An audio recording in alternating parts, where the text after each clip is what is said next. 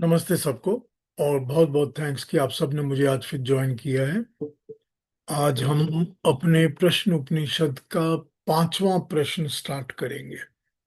कल हमने चौथे प्रश्न का समापन कर लिया था। उसमें एक केतु जी ने क्वेश्चन मुझे भेजा था, उसको डिस्कस कर लेंगे पहले, फिर पांचवा शुरू करेंगे। पर उसके पहले आइए आज का शांति प्रकरण का मंत्र देख लेते हैं कि क्या है। आज तो हमारा वो शिव संकल्प वस्तु का मंत्र है। 34, ऋग्वेद यजुर्वेद के 34 का पहला मंत्र, यजुर्वेद के 34 का पहला। ये 1 2 3 4 5 6 छह मंत्र हैं जो यजुर्वेद के, जो कि शिव संकल्प मस्तु के मंत्र कहलाए जाते हैं। यजुर्वेद 34:1। इसके ऋषि हैं शिव संकल्प। ऋषि का नाम ही शिव संकल्प है। और इसका देवता है मन। तो जो मन देवता है, मतलब इसका सब्जेक्ट ही मन है। इसका जो छंद है वो विराट त्रिष्टुप है। विराट त्रिष्टुप, और इसके स्वर है धैवत। धैवत स्वर। आइए इसको मंत्र को देखते हैं। इस पर हमने बात पहले की हुई है, बट फिर भी आज क्योंकि हमारा ये मंत्र आ गया है इसमें, तो इसको देखते हैं कि क्या कहता है हमको ये मंत्र। ये मंत्र कहता है, यद जाग्रतो दूरमुदयति देवन्दतु सुप्तस्य तथैवेति दूरमंगम ज्योतिषाम ज्योतिरेकम तन्मे मनः शिव संकल्पमस्तु। ये मन कहता है, ये मंत्र कहता है कि दैवम दिव्य गुणों और दिव्य शक्तियों से युक्त अथवा देव आत्मा का ज्ञान का साधन, देव इंद्रियां जिसका अधीन रहती हैं, ऐसा जो है। अब देखिए, इसने शुरू में ही कह दिया कि ये जो देव मन है, इस मंत्र में, पहले वाले मंत्र में हमने देव मन की बात करनी है। देव मन कौन सा है? देव मन वो है जिसके अंदर सारी की सारी दिव्य शक्तियां हैं, परमात्मा की दी हुई देवीय शक्तियां। ठीक। ये मन अपने आप ही एक देवीय शक्ति है, क्योंकि बहुत स्ट्रांग होता है मन हमारा। मन इटसेल्फ ही पावरफुल चीज है, जिसको भगवान ने हमको टूल दिया हुआ है। तो वो खुद देवीय है। इसके अलावा ये जो आत्मा के ज्ञान का साधन है, ये मन, ये जो मन सारा नॉलेज इकट्ठा करता है, वो आत्मा को ट्रांसफर करके देता है। तो आत्मा को जो ज्ञान मिलता है, उसका साधन, उसका मेन सोर्स मन होता है। फिर वो भी देवीय कारण हो गया दूसरा। और इसके अलावा जो इंद्रियां ज्ञान प्राप्त करती हैं, वो भी तो मन को देती हैं ना। जो भी इंद्रियां देखती हैं, जो सुनती हैं, देखती है, टच करती है, टेस्ट करती है, वो सारा का सारा ज्ञान जो है, नॉलेज जो है, वो मन को दिया जाता है। तो मन ही है जो ये सारा ज्ञान प्राप्त करता है।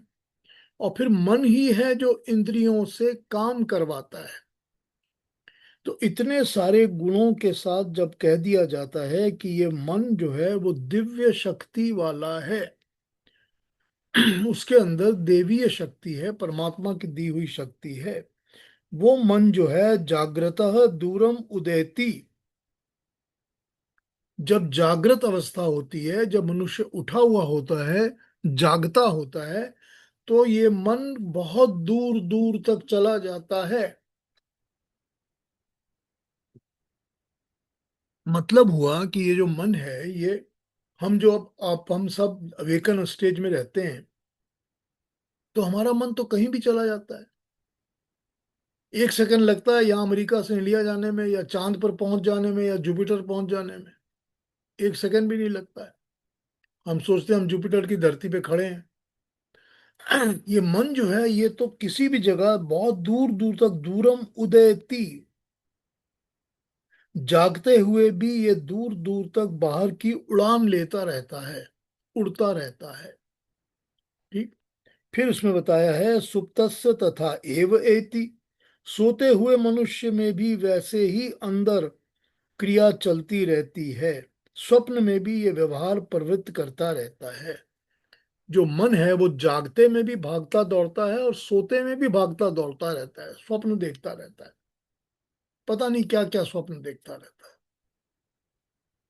तो ये मन जो कि देवीय शक्ति वाला मन है, जिसके अंदर बहुत दिव्य शक्ति है, उसका ये स्वरूप है, उसका ये अपना ही एक कैरेक्टरिस्टिक है, उसकी अपनी, उसका चरित्र है ये, कि वो जागते में भी बहुत दूर दूर तक जाता है और सोते में भी बहुत दूर तक जाता है। सोते में भी अलग अलग किस्म के स्वप्न देखता रहता है। दूरम दू दूरगम दूरगमम दूरगमम, मतलब दूर दूर तक अपने आप ही जाने वाला, एवं विषयों को पा लेने के लिए इंद्रियों को भी दूर तक ले जाने वाला। कोई भी चीज को पाने के लिए, सब्जेक्ट को अटेन करने के लिए, अपनी इंद्रियों को भी ये दूर दूर तक लेके जाता है अपने साथ। तो वही होता है ना कि आपने को जब नहीं दिख रहा होता तो आप दूरबीन लगा के और दूर तक देखना शुरू कर देते हो, क्योंकि आपको दूर की चीज देखनी है ना। तो उसको पाने के लिए तो आपका मन आपको बता रहा है कि भाई तुझे देखना ही पड़ेगा, तो ले दूरबीन लगा और देख। सुनना ही पड़ेगा तो बड़े कुछ कान में चीजें लगाओ और उसके आवाज को ग्रैस्प करो। ये चीजें हमारा मन इंद्रियों से कराता है, क्योंकि वो दूर जाता भी है और दूर लेके भी जाता है। तो इंद्रियों को लेके भी जाता है और स्वयं भी दूर जाता है। ठीक, विषयों के पास ले जाता है। ज्योतिषाम ज्योति, सब ज्ञान इंद्रियों का प्रकाशक साधन। एकम, एक अकेला ही वो है। अब यहां पर ज्योतिषाम ज्योति, एकम, ये अकेला है जो कि सारी की सारी इंद्रियों के अंदर ज्योति प्रोवाइड करता है, मतलब लाइट, एनलाइटनमेंट प्रोवाइड करता है। अगर मन नहीं होगा तो फिर कोई भी इंद्री काम नहीं करेगी, या कोई भी इंद्री ठीक काम नहीं करेगी, या उसका मन नहीं होगा तो इंद्री लगी ही नहीं रहेगी। आपका मन नहीं है तो आपकी आंखों के सामने से क्या गुजर गया आपको पता ही नहीं चलेगा। मैं बोल रहा हूं आपकी बात, आपका मन कहीं और लगा हुआ है तो आपको पता ही नहीं मैं क्या बोल रहा हूँ, स्किप हो गई सारी बात। तो ये जो मन है यही है जो इंद्रियों में प्रकाश, एनलाइटनमेंट देता है और इनसे प्रकाश लेता है, इनसे ज्ञान का प्रकाश प्राप्त करता है। ये अकेला ही है। अगर मन नहीं होगा तो हमारी आत्मा को इंद्रियों का ज्ञान नहीं मिलेगा, क्योंकि आत्मा को इंद्रियों का ज्ञान मन के द्वारा ही मिलता है। मन वाया मीडिया है। तो ये मन ज्योतिषाम ज्योति एकम, अकेला है जिसमें इतनी ज्यादा एनलाइटनमेंट होती है।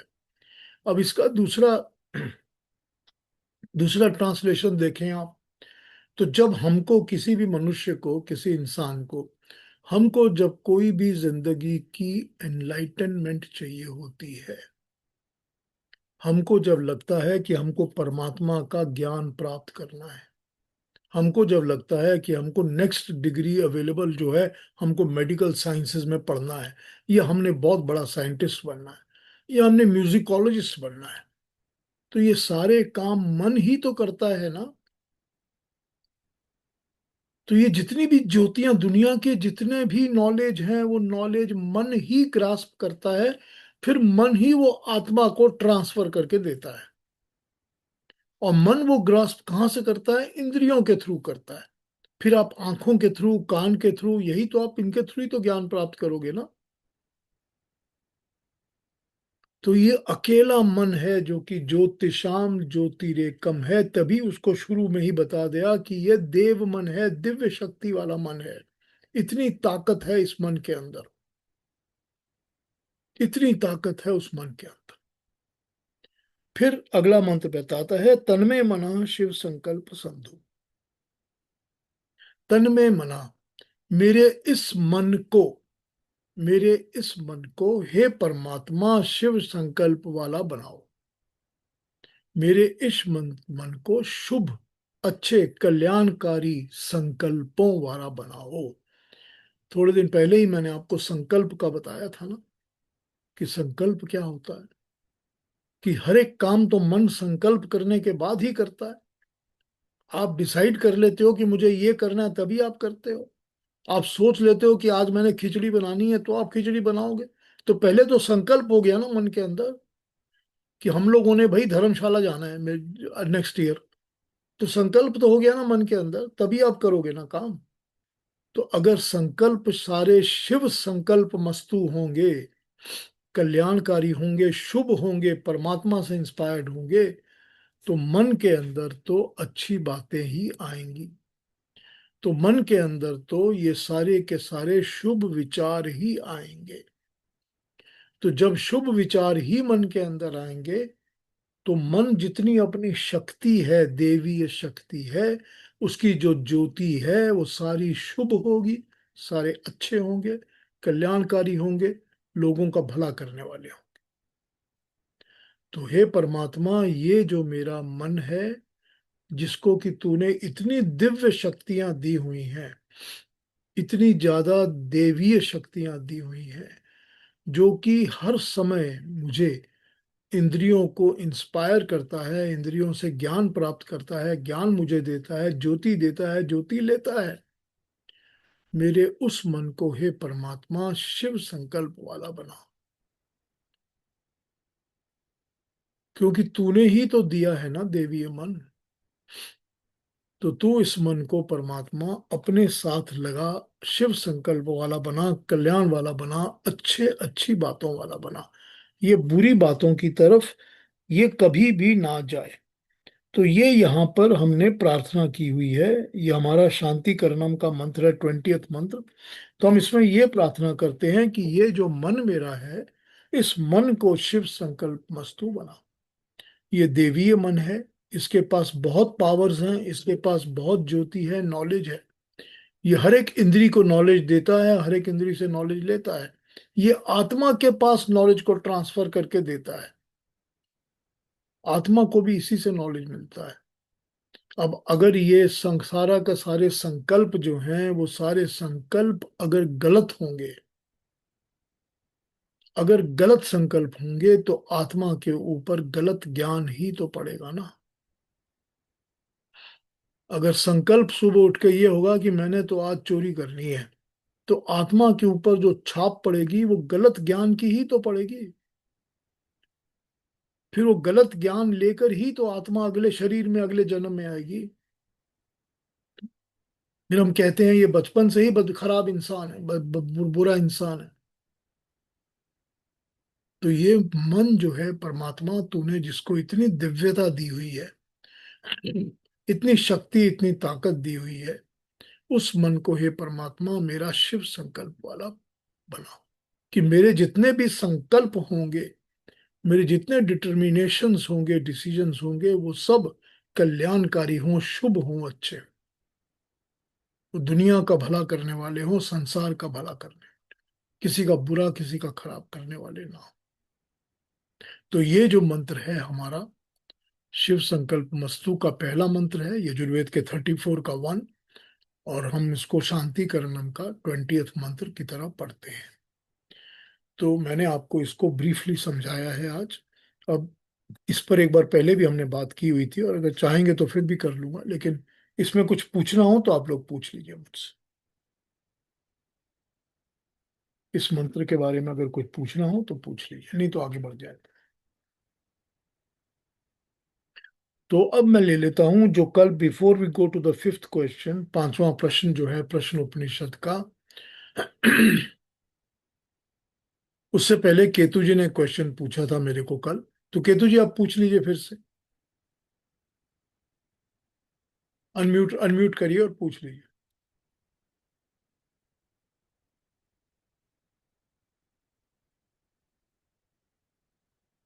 नहीं, अनम्यूट करिए, आपका अनम्यूट नहीं हो रहा।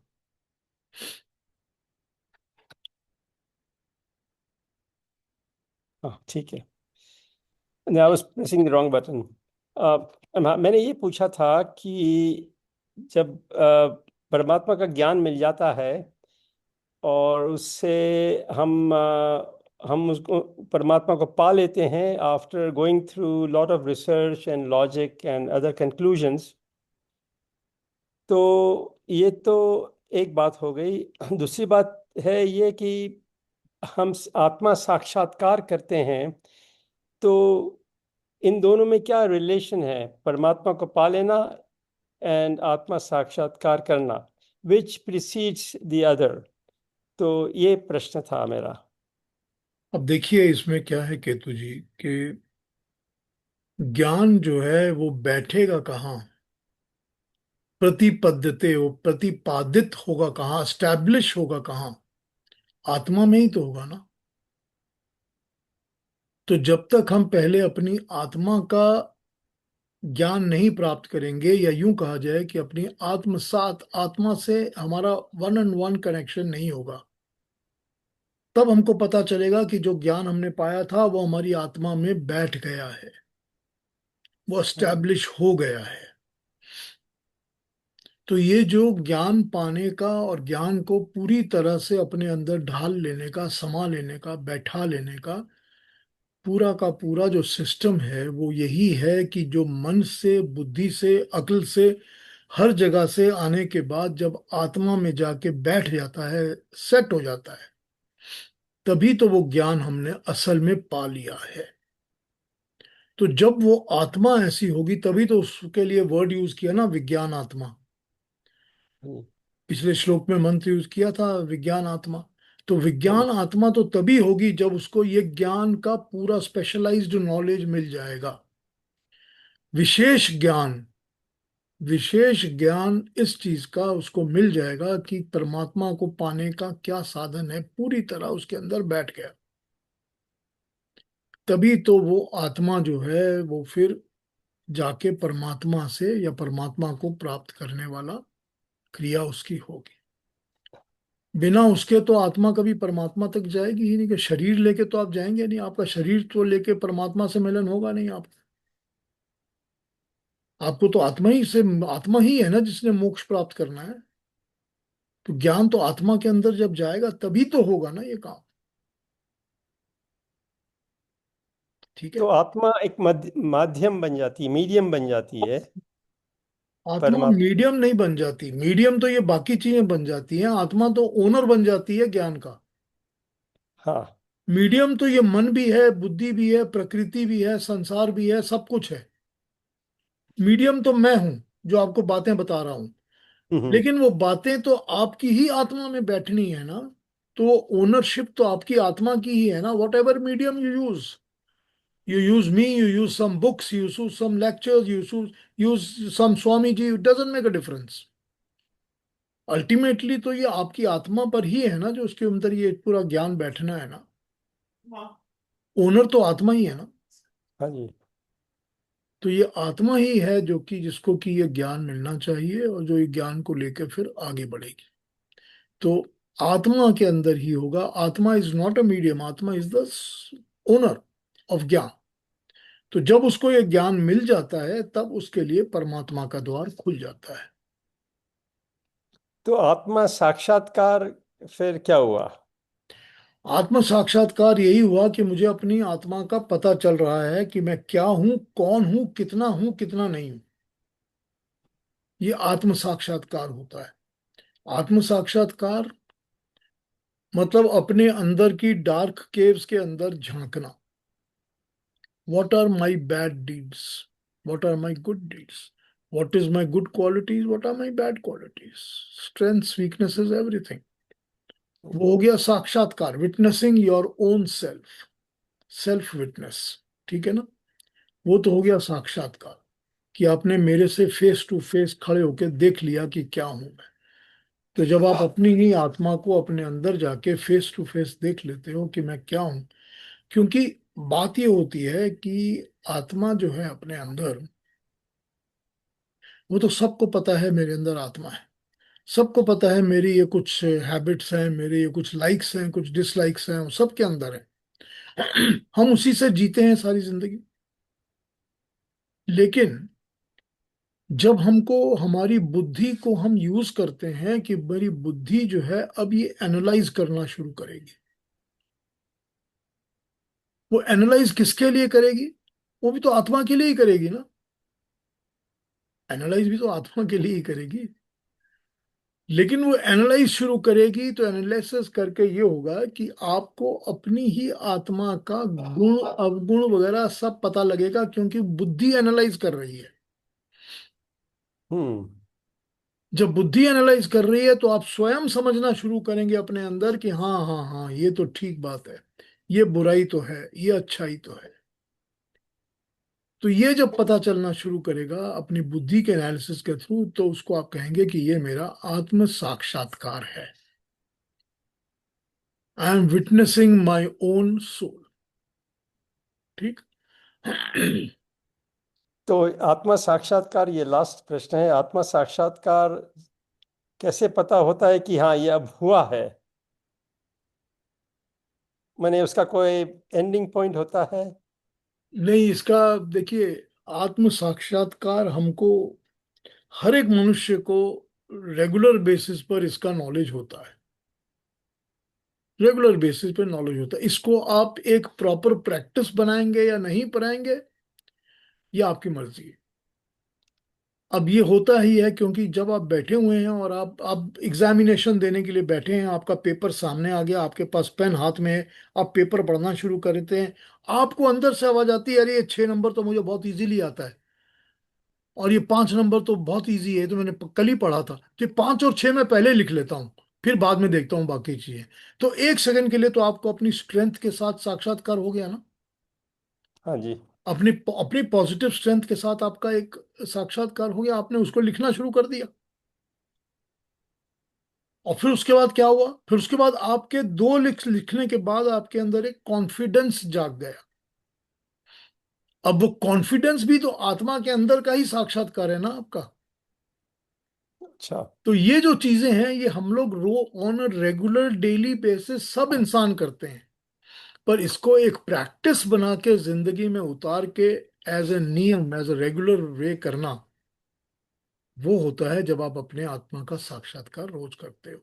जैसा कि कल की हमारी टॉक में किसी ने कहा था कि रोज शाम को सोने के पहले वो सोच लेते हैं कि आज मैंने अच्छा क्या किया, बुरा क्या किया, और जो बुरा किया वो कल नहीं करना। तो अगर आप ऑन डेली बेसिस करते हो, तो आपने एक साक्षात्कार करने की प्रैक्टिस बना ली। आप क्या कहा जाए उसको, अवेयर होके कर रहे हो इस चीज को। कॉन्शियस होके। अनअवेयर होके तो हम लोग हर वक्त करते रहते हैं, हर समय करते हैं। तो नहीं, ये अच्छा आपने उदाहरण दिया ये एग्जामिनेशन का, कि ये कंटिन्यूस है, इट्स कोई स्टार्टिंग और एंडिंग पॉइंट नहीं है, it's a continuous thing in in life. हाँ, it's an everyday thing, everyday thing.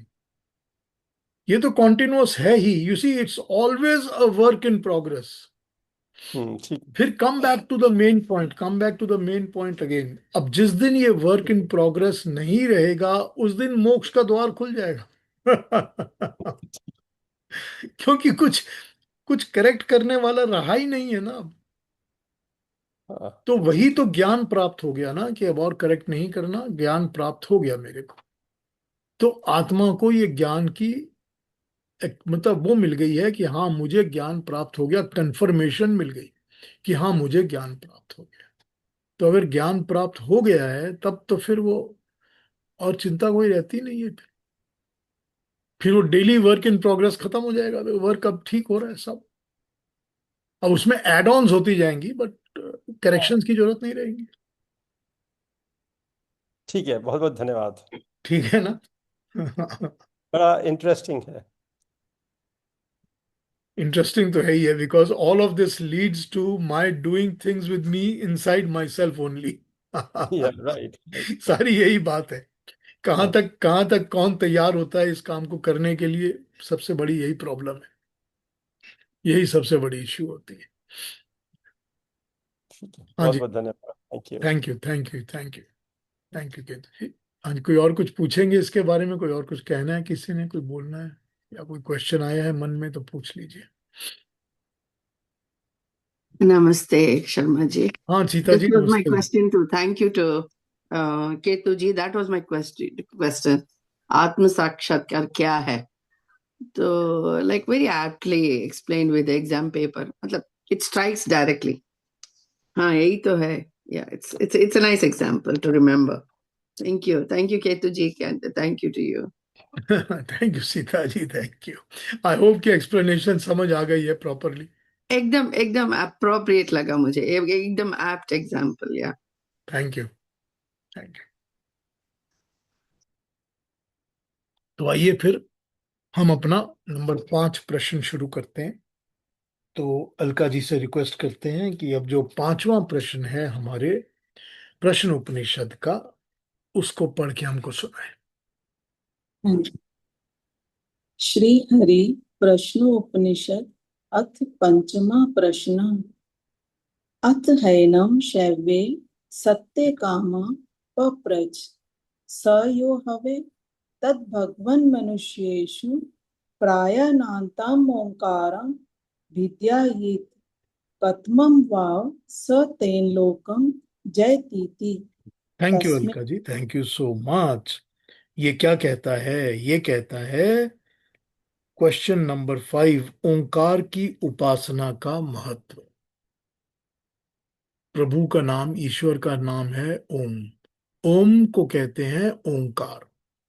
ओंकार की उपासना, ओंकार की ओंकार की प्रेयर करना, पूजा करना, ओंकार की उपासना करना, उसका नाम जपना, उसका महत्व क्या है, उसका लाभ क्या है।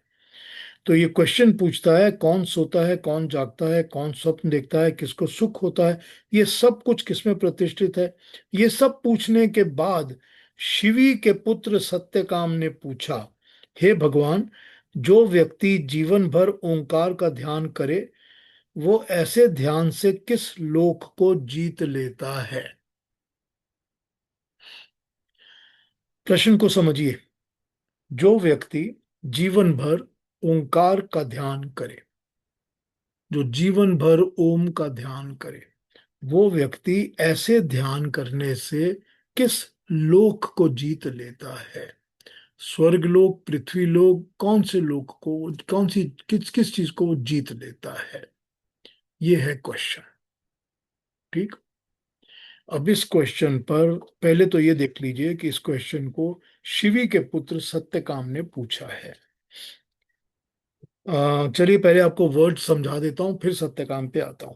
अतः इसके बाद एनम, इस पिपलाद ऋषि से शैव्य, शिवी के पुत्र सत्यकाम, सत्यकाम ने प्रपच्छ पूछा, स वह, यह जो, ह वा निश्चय से, एतद इस, भगवन हे आदरणीय ऋषि, मनुष्येषु मनुष्यों में, प्राणयंतम मृत्यु प्राप्त होने तक जीवन भर ओंकारम, ईश्वर के वाचक ओम पाद का अभिध्यायति, अभिध्यायित, ध्यान करे, जाप करे, कतमम कौन से, वा वह ही, सह वह, तेन उस ध्यान जप से, लोकम लोक को, स्थिति को, योनि को, स्थिति, योनि, स्टेज, लाइफ, अगला जन्म, कुछ भी, ठीक है, हर एक चीज को लोक में कवर कर लिया।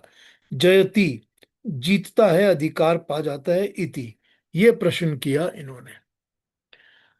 जो शिवी है,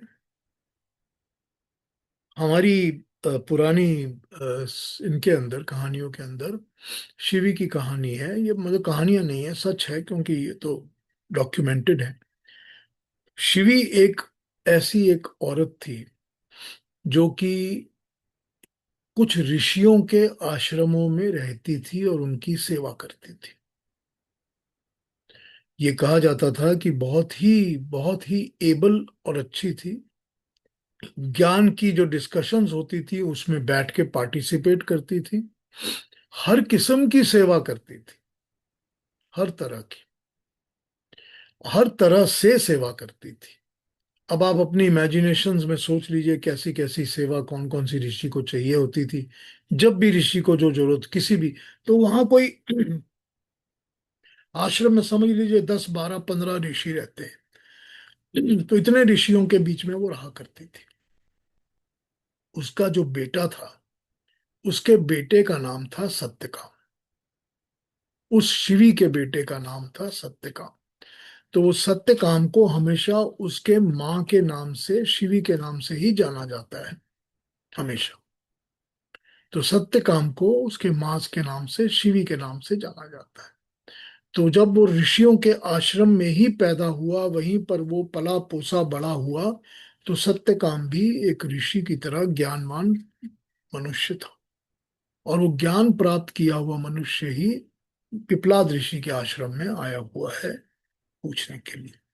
तो ये सत्यकाम क्वेश्चन पूछ रहा है, ठीक है, कि ओंकार का महत्व क्या है। ओंकार क्या होता है? ओंकार होता है ओम, प्रभु का नाम, ईश्वर का नाम। ईश्वर का पर्सनल निज नाम एक ही है बस। परमात्मा का सिर्फ एक नाम है, वो नाम है Om. That is his first name, personal name. बाकी के जितने भी परमात्मा के नाम होते हैं वो उसके डिस्क्रिप्शंस होते हैं, उसके गुणों का गान होता है, उसके बारे में बताते हैं, या उसके पैरेलल हमने बनाए हुए हैं एट्रीब्यूट्स, उसको एट्रीब्यूट किए हुए हैं। लेकिन उसका अपना एक ही नाम है, वो नाम है ओम। तो जो ओम का जाप करता है, ओम को कहते हैं ओंकार। ओम का करना, ओम के नाम को करना कहा जाता है ओंकार। तो जब आप ओम के नाम का जाप कर रहे हैं तो उसको कहते हैं ओंकार करना। तो ये यही पूछ रहा है कि उस ओम के नाम का जाप जो करते हैं उनको फिर कौन सी स्थिति, कौन सा लोक, कौन से जन्म, कैसा कुछ क्या प्राप्त होता है। ये प्रश्न है सत्यकाम का। तो पिपलाद इसका जवाब देना शुरू करेंगे। पिपलाद ऋषि के जवाबों को हम देखना शुरू करेंगे। तो आइए इसका अगला, पिपलाद का जो पहला जवाब है, नंबर 2, श्लो इसका मंत्र नंबर 2, उसको भी देखते हैं, उसको समझने की कोशिश करते हैं। फिर मैं जो दूसरी ट्रांसलेशंस हैं उसमें ये दोनों एक साथ पढ़ दूंगा, ठीक है ना। तो आइए अलका जी नंबर 2 को पढ़ दीजिए हमारे को। तस्मै स होवाच एतद्वै सत्यकाम परम चापरम च ब्रह्म यदोंकारः तस्माद्विदानेतनै वायतनेनै कतर्मन्वेति। Thank you very much. Pippalad ऋषि ने जवाब देना शुरू किया। पिपलाद ऋषि उत्तर देते हैं कि हे सत्यकाम, ब्रह्म के, यानी यहां पर ईश्वर के, परमात्मा के दो रूप हैं, एक पर ब्रह्म, एक अपर ब्रह्म। योगी लोग जो इस संसार के विषयों से परे हैं, उस पर की उपासना करते हैं, वे पर ब्रह्म के उपासक हैं। संसारी लोग जो संसार के विषयों के भीतर अपर की उपासना करते हैं, सांसारिक सुखों की इच्छा से पूजा पाठ, यज्ञ याग आदि करते हैं, वे अपर ब्रह्म के उपासक हैं। पर ब्रह्म तथा अपर ब्रह्म दोनों का समन्वय ओंकार हो जाता है। ओंकार की उपासना ही पर और अपर ब्रह्म की उपासना है। विद्वान पुरुष ओंकार को ही साधन बनाकर पर या अपर दोनों से ही ब्रह्म के किसी भी एक रूप को प्राप्त कर लेते हैं। पर ब्रह्म की उपासना में उपनिषदों का ज्ञान कांड है और अपर ब्रह्म की उपासना में ब्राह्मण ग्रंथों में कर्म कांड लिखा है। अब इसको समझना शुरू कर लेते हैं कि क्या कह रहे हैं ऋषि यहाँ पर पहले आपको उसके वर्ड्स को समझा देता हूं, जो श्लोक के वर्ड्स हैं। तस्मई, उस सत्य काम को, स है उस ऋषि ने, उवाच कहा, उत्तर दिया, एतद वही, यह ही, सत्य काम, हे सत्य काम, परम परम ध्यान गम्य योग साधन से ज्ञेय, च और अपरम अपर, सृष्टि रचयिता के रूप में साधारण जनों से अनुमेय, सृष्टि रचना से जिसकी सत्ता जानी जाती है। च और ब्रह्म ब्रह्म, यद जो, ओंकार ओम शब्द का वाचक, तस्माद उस कारण से, विद्वान ज्ञानी, एतन एव इस ही, आयतनेन सहारे से, प्रयत्न से, एक तरम किसी एक, पर ब्रह्म और अपर ब्रह्म को अनुएति अनुगमन करता है, ध्यान के बाद प्राप्त कर लेता है। अब यहां पर जो ये बोल रहे हैं ना ऋषि पिपलाद, ये बिल्कुल वही बात है जो कि ईश उपनिषद में विद्याम च अविद्याम च बताई गई है। वही बात ये बता रहे हैं। वो बोल रहे हैं कि पर ब्रह्म, तो यहाँ उन्होंने कहा कि ईश्वर को, पर ब्रह्म को, परमात्मा को दो रूपों में समझो, दो तरह का परमात्मा समझो, एक पर और एक अपर। पर क्या है? पर है वो जो इन सब चीजों से, प्रकृति से और प्राकृतिक चीजों से परे है, दूर है, ठीक। जो ज्ञानी हैं, योगी हैं, वो उस पर ब्रह्म को जानते हैं, परमात्मा को जानते हैं, उसी को जपते हैं, उसका ही नाम लेते हैं। लेकिन जो दुनिया में रहने वाले लोग हैं, जिनको हम दुनियादारी में रहने वाले लोग हैं, सांसारिक लोग हैं, संसार में रहते हैं, वो अपर ब्रह्म को याद करते हैं। यानी कि वो, उनको जो भी जिंदगी के सुख शांति की जरूरत होती है, तो वो परमात्मा के अपर रूप को याद करते हैं कि हे परमात्मा, मुझको धन दे, मुझको दौलत दे, परमात्मा मेरे हेल्थ को ठीक कर, मुझे शरीर अच्छा कर, मुझको एक बेटा दे दे, बेटा सुखी हो, बेटा हो गया पोता दे दे, मेरे को ये सब कुछ जो चाहिए, इसके लिए मैं जिसको याद करता हूं, वो सब अपर ब्रह्म है। वो इस संसार के अंदर का ईश्वर का स्वरूप है। वो भी ईश्वर का ही स्वरूप है, क्योंकि ये संसार और ये सारी चीजें जो भी हैं, सब कुछ ईश्वर ने ही बनाई हैं। यही, इसी को हम अविद्या कहते हैं, और जो उसका पर रूप है उसको हम विद्या कहते हैं। तो यही हमको हमारा उपनिषद बताता है, जो कि कहता है विद्याम च अविद्याम च, तो यही बता रहा है। अब यहां पर आप एक चीज और देखिए कि भगवान कृष्ण क्या कहते हैं। भगवान कृष्ण कहते हैं कि जो लोग मुझे जानते हैं, वो मुझे पा जाते हैं। लेकिन जो भी इस संसार की वस्तुओं को, चीजों को पूजते हैं, भजते हैं, दूसरे देवी देवताओं की पूजा करते हैं, उनको वो मिल जाता है। यही कहते हैं ना भगवान कृष्ण, उनको भी वो मिल जाता है। वो मैं नहीं हूं, लेकिन उनको भी वो मिल जाता है, हालांकि वो भी सब मेरा ही स्वरूप है। यही कहते हैं ना भगवान कृष्ण, कि वो देवी देवता को भी तो मैंने ही बनाया है, और वो जो देगा वो भी तो मैं ही दे रहा हूं तुमको इवेंचुअली। लेकिन वो मैं नहीं हूं, वो तुमको वही मिलेगा जिसकी तुम पूजा कर रहे हो। तो ये यहाँ पर पिपलाद ऋषि कहते हैं कि जब हम इन दोनों रूपों को एक बना लेते हैं, कि ये दोनों मिलकर एक होते हैं, तो वो होता है ओंकार का सच्चा रूप। मतलब वही हो गया जो ईशुपनिषद ने बताया है, कि आपको विद्या की तो जरूरत है, आपको उस ज्ञान की आवश्यकता है जो कि परमात्मा का ज्ञान है, उसकी तो आवश्यकता है। लेकिन बिना अविद्या के, बिना इस संसार के ज्ञान के, बिना इस दुनिया के ज्ञान के बारे में आप उस तक नहीं पहुंच सकते। तो पहले आपको ये ज्ञान भी प्राप्त करना पड़ेगा, फिर आपको वो ज्ञान प्राप्त होगा। पहले आपको ये समझना पड़ेगा कि मैं क्या खा सकता हूं, क्या नहीं खा सकता। उसके बिना तो आपको अपना शरीर मेंटेन नहीं होगा। पहले आपको समझना पड़ेगा कि शरीर के द्वारा मैं कैसे आसन समाधि कर सकता हूं, जिससे कि मैं परमात्मा का ज्ञान प्राप्त करूं। या ये समझना पड़ेगा कि मैं क्या सुनूं और क्या पढ़ूं और क्या देखूं। तो ये सब कुछ हो गया अपर विद्या, अपर रूप परमात्मा का। जो भी आप रिचुअल्स फॉलो करते हो, जो सुबह उठ के आप परमात्मा का नाम लेते हो, वो सब अपर है। वो सब इसीलिए है कि आप एक लाइन पर, एक स्ट्रीम पर बैठे रहें, और आपकी ये प्रैक्टिस चलती रहे, आप उसके लिए काम कर रहे हो। लेकिन जब, जैसा कि हमने आज अपनी टॉक के शुरू में कहा, कि जब वो ज्ञान प्राप्त होना शुरू होगा, वो होगी पर विद्या। तो जो इन दोनों को एक साथ समझकर एक ही रूप में उनको मान जाता है, उसको पता चलता है ओंकार क्या है, ओम क्या है। क्योंकि सारा कुछ ही तो ईश्वर का बनाया हुआ है। इसकी दूसरी ट्रांसलेशंस पढ़ लेते हैं ना, फिर हम इस पर और बात कर लेते हैं।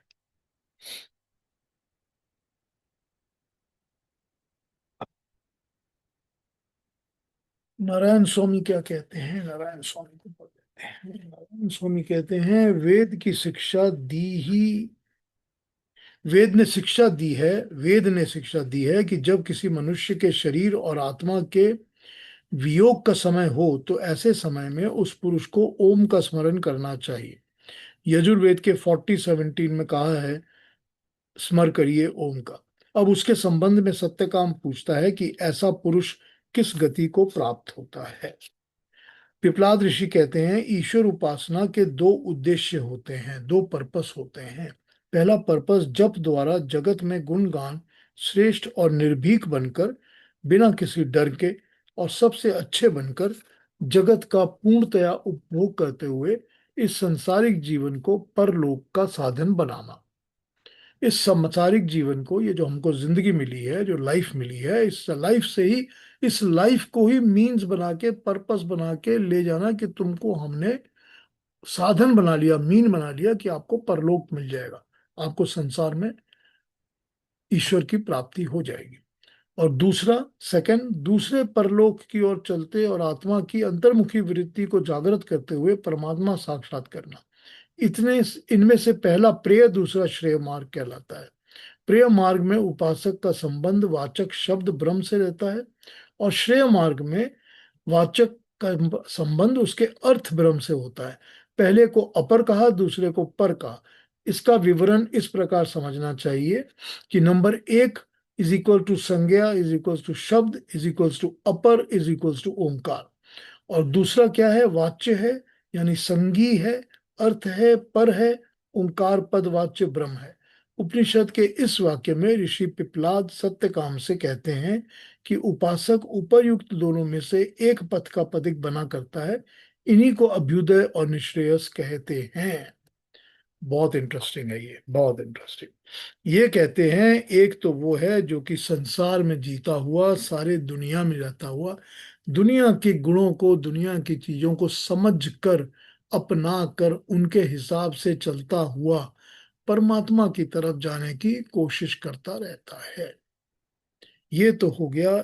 इसको उन्होंने ये बताया है कि ये तो होता है वो जो कि प्रेय मार्ग है। अब प्रेय मार्ग तो हमारे केन कठोपनिषद में आता है कि प्रेय मार्ग और श्रेय मार्ग। तो प्रेय मार्ग कौन सा है? मतलब मेरा प्रिय मार्ग है, जो मुझे अच्छा लगता है, कि मुझे ये वाला ज्ञान अच्छा लगता है, ऐसा जीवन अच्छा लगता है, ऐसा भोजन अच्छा लगता है, ये मेरे को लोग अच्छे लगते हैं, ऐसी मेरे को घर के अंदर वाइफ चाहिए, ऐसे बच्चे चाहिए, ये जो भी है, ये सारा कुछ प्रेय मार्ग है। ये सब करते हुए भी मैं परमात्मा के ज्ञान की तरफ बढ़ता रहता हूँ, तो मैं परमात्मा के ज्ञान को प्राप्त कर रहा हूँ। तो यहाँ उन्होंने कहा कि ये जो ज्ञान है, इसको हम शब्द ब्रह्म कहते हैं। मतलब ये है कि उसको ये तो पता चल गया कि ओम, ओम क्या है, या ब्रह्म का नाम, या उसका शब्द वर्ड क्या है, वर्ड का ज्ञान हो गया। लेकिन दूसरे लेवल को हम वो कहते हैं जब वो पर होता है। जब पर ज्ञान क्या होता है? वो तब होता है जब उसकी परमात्मा के साथ और अपनी आत्मा के साथ साक्षात स्टार्ट हो जाती है। वही जो शुरू में केतु जी ने पूछा था। तब ये जो शब्द ब्रह्म है वो वाच्य ब्रह्म बन जाता है, यानी कि उसका अर्थ हो जाता है, मीनिंग हो जाता है। तो word does not matter, then the meaning matters. तब उसका जो अर्थ है वो आपके अंदर समा गया है कि ब्रह्म का, ओम का अर्थ क्या है। तो जब वो स्थिति हो जाती है तो वो हो जाता है पर ब्रह्म का उपासक, पर ब्रह्म की उपासना करने वाला। तो जब वो पर ब्रह्म का उपासना करने वाला हो जाता है, तब उसको शब्द नहीं, उसका उसका मीनिंग, अर्थ समझ आने लग जाता है ओंकार का। तो इसके लिए उन्होंने ये बताया है कि एक तो अभ्युदय है और एक निश्रेयस है। जैसे कि योग दर्शन में अभ्युदय और निश्रेयस को यूज किया जाता है। अभ्युदय का मतलब होता है कि रोज की रोज जिंदगी के अंदर प्रैक्टिस करके अच्छाई को, भले को अचीव करना, उस लेवल को अचीव करना कि मैं डेली कोशिश करता हूं कि मैं कल से आज थोड़ा बेटर हो जाऊं, और बेटर हो जाऊं, ईश्वर के पास चले जाऊं और निकट जाऊं मैं। वो होता है अभ्युदय। निश्रेयस होता है कि जब सब कुछ मिल जाता है, फिर और इस चीज के ऊपर कोशिश करने की जरूरत नहीं पड़ती, फिर मैं श्रेय मार्ग पे चल चुका हूं। श्रेय मार्ग जो उचित है, श्रेष्ठ है, होना चाहिए, उत्तम है, मैं उस रास्ते पे चल रहा हूं, मैं उसी का पथिक हूं। इस तरह इसको समझाया है नारायण स्वामी ने। और ये दूसरी और दो ट्रांसलेशंस देखते हैं।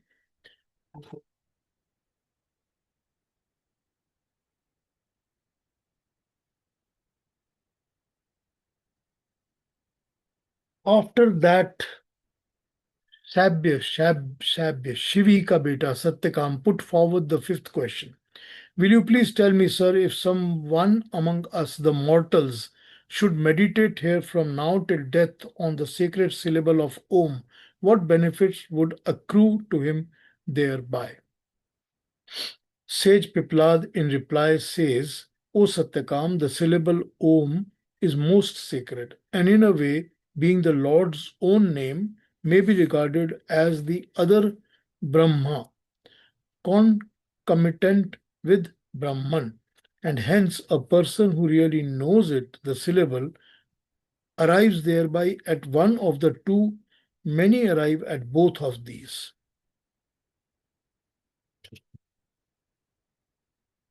Boy, गुरुदत्त जी क्या लिखते हैं? ये प्रश्न अब सत्यकाम पूछ रहे हैं। हे मुनि, जो व्यक्ति जीवन में मरण पर्यंत ओंकार का ध्यान करते रहते हैं वो किस लोक को प्राप्त होते हैं? इस मंत्र में एक शब्द है अभिध्यायित। अभिध्यायित इसका अर्थ होता है ध्यान लगाना। योग दर्शन में ध्यान लगाने का अर्थ बताया गया है तत्र प्रत्ययैकतानता ध्यानम, योग दर्शन का 3:2। उससे वृत्ति का एक सा बना रहना ध्यान कहलाता है। जब वृत्ति मनुष्य के अंदर की सारी कोशिशें, सारी एटीट्यूड्स, सारा मन के अंदर की चीजें, सब कुछ एक ही चीज पर लगी रहती हैं, एक ही बात पे, एक ही नाम पे, एक ही काम पे, एक ही बात पे फोकस्ड होकर टिकी रहती हैं, टिक जाना जरूरी है, उसको ध्यान कहते हैं। ठीक, जिसमें ध्यान लगाना हो उसको ही भीतर बाहर सब ओर देखना और जानना, उसको उसको जानना ही ध्यान लगाना होता है।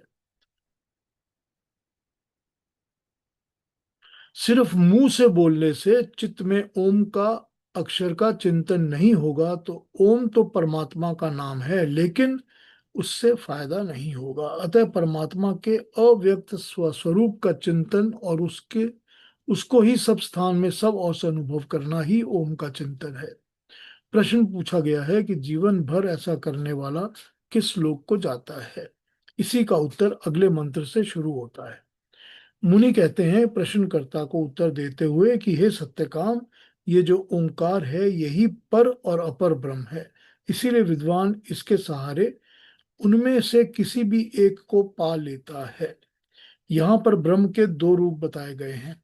किन्हीं अन्य स्थान पर 3 प्रकार के ब्रह्मों का उल्लेख भी आता है। ब्रह्म का अर्थ होता है महान, बहुत बड़ा और सर्वोत्कृष्ट। पदार्थ को ब्रह्म कहा जाता है। सर्व उत्कृष्ट, सबसे उत्तम, सबसे अच्छा, ऑलवेज इन एक्शन। संसार में अपनी अपनी श्रेणी में 3 प्रकार के उत्कृष्ट पदार्थ हैं। 3 प्रकार के पदार्थ। जड़ एक पदार्थ है, उसमें सबसे उत्कृष्ट मूल प्रकृति है। दूसरी प्रकार का पदार्थ जीवधारी है या जीवात्मा है। चेतन पदार्थों में जीवात्मा उत्कृष्ट है, इस कारण वो भी ब्रह्म कहा जाता है। परमात्मा तो एक ही है, वो अपने आप में उत्कृष्ट तो है ही, अतः उसको भी कहने के अनुसार ब्रह्म कहा जाता है। उपनिषदकार ने कहा कि विद्वान ध्यान लगाने के से 2 में से किसी एक को पा लेता है। उन्होंने ये नहीं बताया कि किस वाले की बात कर रहे हैं। बात स्पष्ट है, इनमें से 2 में से एक को पाने वाली बात इन 2 से पृथक ही है। पाने वाला है जीवात्मा, जो पाता है, जिसको मिल जाता है, वो है जीवात्मा। इस कारण उपनिषदकार का अभिप्राय है कि ध्यान लगाने वाले से जीवात्मा परम पुरुष परमात्मा अथवा प्रकृति, इन दोनों में से एक को पा जाता है। दोनों ध्यान से प्राप्त होते हैं। योग दर्शन में भी कहा है कि समाधि 2 प्रकार की होती है। परमाणु परमह तत्वांतो अस्य वशीकार, योग दर्शन 140। इसका अभिप्राय है कि इससे परमाणु और परम महतत्व पर्यंत वश में किया जाना संभव है। ये अभिप्राय उपनिषदकार का है। ध्यान लगाने से वह 2 में से एक अर्थात प्रकृति अथवा परमात्मा को पार कर लेता है या प्राप्त कर लेता है। अब यहाँ पर ये एग्जाम्पल यूज कर रहे हैं योग दर्शन का। योग दर्शन जो है वो ये कहता है कि परमाणु से लेके परम महत्व पर्यंत वश में कर लेना पॉसिबल होता है। अब यहाँ पर तो ये बताया गया है कि अपने वश में कर लेता है मनुष्य ध्यान करने से। अपने वश में कर लेना, अपने कंट्रोल में ले लेना, अपने अंडर लेके आ जाना, सब कुछ पॉसिबल हो जाता है जब वो ध्यान से इन चीज को अचीव कर सकता है। ठीक, ये हमको बताया योग दर्शन ने। तो क्या बताता है? वो बताता है कि परमाणु से लेकर, मतलब एकदम छोटे से छोटे परमाणु जो प्रकृति के परमाणु है, वहां से लेके महान परमात्मा तक सब कुछ वो अपने वश में कर सकता है। ठीक, यही बात यहाँ पर ऋषि पिपलाद बता रहे हैं। ऋषि पिपलाद, अब हमको ये समझ में आ रहा है कि जब वो दो तरह के ब्रह्म की बात कर रहे हैं, तो वही जो हमने ईश उपनिषद का विद्या और अविद्या बताया है कि जो ये प्रकृति है, जो ये सृष्टि है बनी हुई है, सारी की सारी प्रकृति ये अविद्या है। ये अविद्यमान चीजों का ज्ञान है। ऐसी चीजें जो बनी भी हैं और नष्ट भी हो जाएंगी, बिगड़ भी जाएंगी, समाप्त भी हो जाएंगी। जो चीज परमानेंट नहीं होती, जो भी चीज परमानेंट नहीं होती, उसको हम अविद्या का ज्ञान कहते हैं, अविद्यमान। जो परमानेंट होती है उसको हम विद्या कहते हैं, कि तीन ही चीज परमानेंट है। तो अगर तीन चीजें परमानेंट हैं, जो कि जीवात्मा, परमात्मा और मूल प्रकृति है, तो जीवात्मा तो वो है जो ज्ञान प्राप्त कर रहा है। तो वो कौन से दो चीजों का ज्ञान प्राप्त कर रहा है? क्या बताया गया इसमें मंत्र के अंदर? तो मंत्र में यही समझाया गया कि एक तो वो प्रकृति और प्राकृतिक सब चीजों का ज्ञान प्राप्त करेगा, दूसरा वो परमात्मा का ज्ञान प्राप्त करेगा। ये दो ही चीज बाकी रह जाती हैं उसके लिए, ज्ञान प्राप्त करने के लिए। दो ही विद्याएं हैं, विद्यमान चीजें सिर्फ, और दो बची हैं अपने अलावा, जीवात्मा के अलावा। तो इनका ही वो ज्ञान प्राप्त करेगा। और इन दोनों को, यानी कि पूरे ज्ञान को मिला लिया जाए, कंप्लीट एक बना लिया जाए, तो वो है ओंकार का ज्ञान, वो है परमात्मा का, ईश्वर का ज्ञान।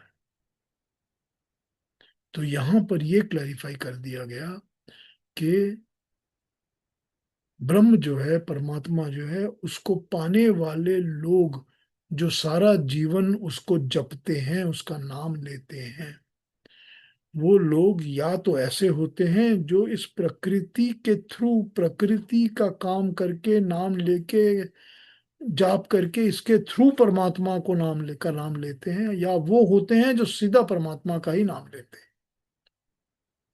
दो तरह के लोग होते हैं, या दो तरह का परमात्मा का नाम लिया जाता है इस संसार में। अब आप इसको ब्रॉडली अगर क्लासिफाई करके देखेंगे और इस पर सोचेंगे, तो आपको दिखेगा कि ये दो ही हैं बस, तीसरा कुछ है ही नहीं, और तीसरा कुछ है ही नहीं। या तो आप उनमें से हैं जो प्राकृतिक वस्तुओं को यूज कर रहे हैं और ईश्वर का नाम भी ले रहे हैं और कह भी रहे हैं रोज कि हाँ भाई, तेरा बहुत धन्यवाद, हे परमात्मा, तूने ये दिया वो दिया, बड़ा अच्छा किया प्रभु, बहुत बहुत शुक्र तेरा, मैं इसको ऐसे बांटूंगा, लोगों में कल्याण करूंगा, भला करूंगा। आप सब कर रहे हैं। या तो आप ये कर रहे हैं, इसके थ्रू आप परमात्मा को याद कर रहे हैं, उसका नाम भी ले रहे हैं, और यह आपको प्रकृति से कुछ लेना देना ही नहीं है। आपने सब छोड़ दिया, छोड़ के आप सिर्फ परमात्मा का ध्यान कर रहे हैं, ईश्वर का, सीधा उसका परमात्मा का ज्ञान, उसका नॉलेज। तो ये इन्होंने बताया ऋषि ने कि ये दो हैं, लेकिन जो ओम है वो इन दोनों को मिला के कंप्लीट जब उसका नॉलेज हो जाता है, तो वही ओम होता है, वही ओंकार होता है, वही ईश्वर का स्वरूप होता है। अब इसको अलग अलग थ्योरीज के साथ हमको ये बात समझा दी गई है, अलग अलग बातों के साथ समझा दी गई है। एक एक नारायण स्वामी हमको बताते हैं कि शब्द क्या है और अर्थ क्या है। वो बोलते हैं कि जो लोग प्रकृति में इन्वॉल्व रहते हैं, उनको परमात्मा के नाम का तो पता है, शब्द पता है उनको कि हाँ भाई वो ईश्वर है, ओम है। लेकिन जो डायरेक्टली जा रहे हैं, उनको उसका अर्थ भी पता है, उनको उसका मीनिंग भी पता है कि वो ओम है क्या। वो इस तरह समझा रहे हैं। फिर कोई विद्या और अविद्या से समझा रहा है, और कोई दूसरा हमको फिर योग की उस बात से समझा रहा है कि वो प्रकृति का ध्यान करते हैं या परमेश्वर का ध्यान करते हैं। पर जिसका भी ध्यान करते हैं उनको वो मिल जाता है, उसको पा लेते हैं, पा जाते हैं। तो ये इस तरह से हमको इस मंत्र के अंदर ये बात समझाई गई है। ये इन्होंने स्टार्ट किया है, जब ये स्टार्ट कर रहे हैं अपना समझाना, कि वो जो ओंकार का जाप करते हैं उनको क्या मिलता है, वो किस चीज को पा लेते हैं। ठीक। चलिए प्रश्न पूछिए, कुछ पूछना हो तो पूछिए, फिर से समझना हो तो भी बता दीजिए, मैं दोबारा समझा दूंगा। सारे अलग अलग पॉइंट सब समझा दूंगा, दोबारा समझ। पूछना हो तो जो भी पूछ लीजिए। पीयूष जी, हाँ जी, अ, कहते जो आपने इसमें योग दर्शन का काफी रेफरेंस दिया है, तो आपके अनुसार कौन सी सबसे श्रेष्ठ योग दर्शन की पुस्तक है? मैंने जिसने योग दर्शन तो मेरे ख्याल से काफी लोगों ने लिखी होगी, पर अगर आप उसकी बहुत डीप स्टडी करना चाहते हो, मतलब ऐसी स्टडी की जिसके बाद आपको किसी और किताब की जरूरत ना पड़े, और हाँ जी, जिसको आप जिंदगी में प्रैक्टिस की तरह उतार सको, हाँ जी, तब आपको जाना पड़ेगा। मैं इंदिरा बहन के पास जब गया था, तो मैं इंदिरा बहन के वहां से एक दिन गया था रोजड़ वाले आश्रम में। ठीक। रोजड़ वाले आश्रम। हाँ, रोजड़ वाले वानप्रस्थ साधक आश्रम में। उसमें उनका नाम है स्वामी सत्यकेतु शायद। स्वामी, उनकी डेथ हो चुकी है, मगर उनकी लिखी हुई किताबें हैं। तो उनकी लिखी हुई किताबें अगर आप योग दर्शन पर, वो दो तीन नामों से अलग अलग, you will have to pick up something like 4 और 5 बुक्स। तो वो सारी की सारी मोटी मोटी योग दर्शन पे किताबें मेरे पास यहाँ पड़ी हुई है। मैं कल आपको उसकी एक की तो ऊपर दिखा दूंगा उठा के, हाँ जी, कि क्या नहीं है। तो आप ये मोबाइल में फोटो हाँ, भी। मोबाइल में पिक्चर लेके आपको भेज देता हूँ, बिल्कुल भेज देता हूँ। आप ठीक उनकी है, 4 5 किताबें उठा लीजिए, पूरी theory treatise everything you will understand very very deeply and nicely. That is the best I have seen. ठीक है। ठीक है। हाँ, तो ये आप कृपया करके भेज हाँ, दीजिएगा, सो रोजड़ अभी में मैं। जो वानप्रस्थ साधक आश्रम है वहां पर जा, वहां से आप मंगवा लीजिए, किताबें आ जाएंगी आपको।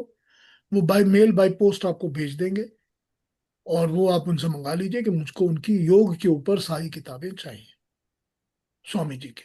वो आपको मिल जाएंगी सारी की सारी, वो भेज हाँ भी जी, देंगे। ठीक है, ठीक है, बहुत बहुत ठीक धन्यवाद। है। पीयूष जी। हाँ जी। हाँ, मैं पूछ रही थी कि आपने कहा ना, दो तरीके होते हैं।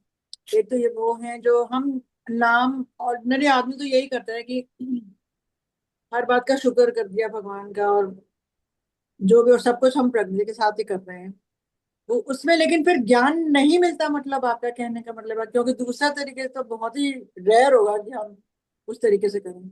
नहीं, ज्ञान तो मिलता है उसमें, हम्म। ज्ञान तो मिलता है, मगर वो है जो कि आम लोग पर, सब दुनिया के लोग वही अपनाते हैं और उसी तरह करते से हैं। वो ज्ञान प्राप्त करने की कोशिश करते हैं।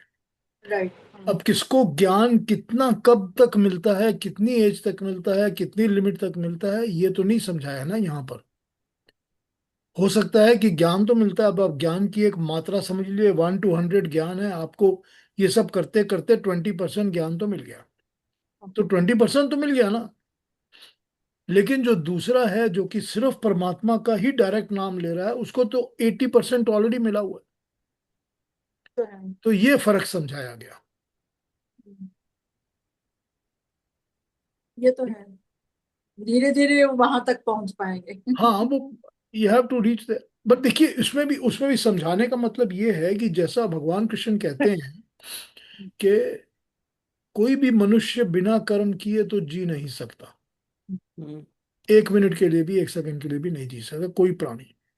तो अपने कर्मों को करते रहो, लेकिन कर्मों को निष्काम करके परमात्मा के अंदर अर्पण करते रहो, तो तुमको ईश्वर की प्राप्ति। इसलिए मतलब ये है कि तुमको प्रकृति के थ्रू अगर पाना है, तो अपने जीवन के सारे कर्म करते रहो वैसे ही जैसे कर रहे हो। लेकिन कर्मों को परमात्मा के लिए अर्पित कर दो, कि मैं अपने लिए कुछ नहीं कर रहा, मैं ईश्वर के लिए कर रहा हूँ। हम्म, सब कर्म निष्काम कर रहा हूँ, मेरे अंदर कामना कोई नहीं बची, कोई मोह नहीं, कोई माया नहीं, कोई इच्छा नहीं, कुछ नहीं, मैं सब कुछ परमात्मा के लिए कर रहा हूँ, कोई फल की आशा नहीं है, फल से चिपकना भी नहीं है, आशा भी नहीं है। तो क्या होगा? तो ये होगा कि 2 नंबर रास्ता, अपर का रास्ता चूज करके भी आप पर तक पहुंच जाओगे आराम से। हम्म। यही तो भगवान कृष्ण समझाते हैं ना गीता में। ले, लेकिन जब आप अपने लिए आप निष्काम कर्म ही कर रहे हो, लेकिन आपने अपने अंतिम समय तक जो कर्म करने हैं और वो करते रहोगे आप, तो वो तो आप मोस्टली अपने लिए ही कर रहे हो कि मेरी तबीयत ठीक रहे, मैं बीमार ना हूं, मैं ठीक रहूं, मैं ये करूं, मैं वो करूं। हाँ, तो उसमें फिर अपना जो वो होता है कि मेरी पर्सनल जो सेल्फिश इंटरेस्ट है वो नहीं होने चाहिए। हम्म, मैं शरीर को इसलिए अच्छा रख रहा हूं कि मैं अंतिम समय तक साधना में बैठकर ईश्वर का नाम ले सकूं, क्योंकि शरीर मेरा ईश्वर की साधना के लिए डेडिकेटेड है। शरीर मेरा इसलिए नहीं है कि मैं क्लब में जाके 2-4 ताश के पत्ते खेल सकूं, मगर शरीर मेरा इसीलिए बनाया हुआ है कि मैंने अपने शरीर से साधना करके परमात्मा की प्राप्ति करनी है, इसलिए मुझे शरीर ठीक रखना पड़ेगा। Okay, okay. तो क्या हो गया? निष्काम हो गया ना, हम्म, कामनाएं निकल गई ना सारी। हाँ, ठीक है। और कुछ भी होगा तो मानसिक कर्म तो लास्ट मोमेंट तक चलते रहते हैं। चलते रहते हैं। तो मानसिक कर्मों को भी तो ट्रेन करके निष्काम करना पड़ेगा ना। मानसिक कर्मों को तो बहुत मुश्किल होता है ट्रेन करना, और वही तो वो मेन है ना, उसी को तो सबसे शिव बड़ी संकल्प मस्तु कहते हैं। सबसे बड़ी तपस्या ही वही है। वही तो शिव संकल्प मस्तु है कि मेरे मन को शिव व संकल्प वाला बनाओ। हाँ महेश जी, आप क्या पूछेंगे? Thank you. नमस्ते पीयूष जी। नमस्ते महेश जी, बताइए। तो हमने जो अपर और पर की बात की, दो दो टाइप के गोल्स की। तो एक में आप शब्द था, और अर्थ इज द फाइनल गोल जो पर रहता है। तो is it okay to understand कि शब्द एक तरीके से सगुण ईश्वर का रूप है, और निर्गुण रूप है वो अर्थ है। हाँ ठीक है, इस तरह सोच सकते हैं, आप सोच सकते हैं, क्योंकि शब्द भी तो सगुण है ना, और अर्थ तो हमेशा ही निर्गुण होगा। हम्म। अर्थ का तो कोई शेप साइज रूप होगा नहीं, लेकिन शब्द का तो हो सकता है ना। तो ये ठीक है, शब्द को सगुण और अर्थ को निर्गुण कह सकते हैं आप। Good thought. और जो शब्द हमने देखा था अभिध्यायत, तो उस पे थोड़ा सोच रहा था कि अभिध्येय एत, वो तीन भाग रहते हैं उसके। तो ध्येय यानी कि जो अपना गोल रहता है, तो जब हम एक्सट्रीम डिजायर से वो गोल की तरफ कुछ करेंगे, तो उसका टूल रहता है ध्यान या meditation. But the ultimate goal इसकी परमात्मा के पास में मुझे पहुंचना है, समझना है और पहुंचना है। तो is that word very powerful कि उसमें सब भर दिया है कि जो तुम्हारा ध्येय है उसको ध्यान की माध्यम से अगर आप परस्यू करेंगे विगरसली, तो आपको मिल जाएगा। हाँ, अगर ध्यान के माध्यम से आप परस्यू करेंगे तो आपको वो ध्येय मिल जाएगा, क्योंकि ध्यान के अंदर ध्येय छुपा हुआ है ना। नहीं। ठीक है ना? जब ध्यान आप कहते हैं तो उसके अंदर ध्येय तो छुपा ही हुआ है ना, तभी तो आपका ध्यान हो रहा है ना। तो जो अभिध्यायते है उसका जो है मतलब वो ध्यान के साथ कनेक्टेड ही है, कि जब आप ध्यान में आएंगे तो आपका वो पर्पस जो है, जो मिलना चाहिए आपको, वो मिल जाएगा। तभी तो योग दर्शन में कोट करके बताया है ना कि योग दर्शन से, कि ध्यान के अंदर तो आप परमाणु से लेके परम ब्रह्म तक सब कुछ पा सकते हो। करेक्ट? तो यही इन्होंने बताया है, वही यूज किया हुआ है, तभी तो वो अभिधायते को उस तरह उन्होंने एक्सप्लेन किया है कि योग दर्शन क्या कहता है। क्योंकि ध्यान के ऊपर सारी बात योग दर्शन करता है। ठीक। Thank you Piyush. हाँ जी, और कोई कुछ पूछेंगे? कोई और बात किसी के मन में, कुछ क्वेश्चंस, कोई भी एक्सप्लेनेशन चाहिए हो? नहीं, बहुत अच्छा समझाया और बहुत डीप है। अभी दोबारा सुनूंगी इसको, क्योंकि बहुत डीप है इसको समझना। आपने पहले गीता में भी बताया ही था, पर अपर और ये सब, लेकिन वो होता है कि फिर दिमाग से निकल जाता है। हाँ, ठीक बात है। हाँ जी, ठीक है, फिर अगले हफ्ते मिलें, अगले सैटरडे को। जी तो अपना अपना ध्यान रखिए, ख्याल रखिए, खुश रहिए, सुखी रहिए, और अगले सैटरडे फिर मिलते हैं। तब आप कोई भी क्वेश्चन फिर भी हो मन में तो पूछ लीजिएगा मेरे को, डोंट हेजिटेट। ठीक है ना? चलिए, प्रणाम सबको, नमस्ते। Thank you. नमस्ते नमस्ते अच्छा। सबको।